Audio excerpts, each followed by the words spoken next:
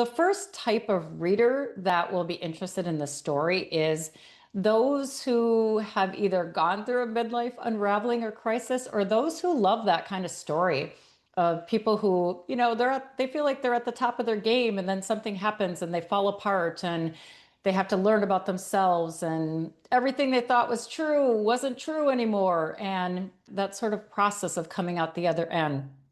And one note is a lot of people like to stay away from the word crisis. I love it because crisis really leads to an unleashing of something, an unleashing of, the dark night of the soul. And you really are having an identity crisis. And the reason I like that is that it really implies a deeper sense of transformation. So unraveling to me comes after like the climax of the crisis where you can't stand it anymore and then you have to unravel and so that's how I think about that. And also sometimes the clues have been there but the hero or the heroine doesn't see what they should see, and sometimes they don't answer the first invitation, the call to take the journey.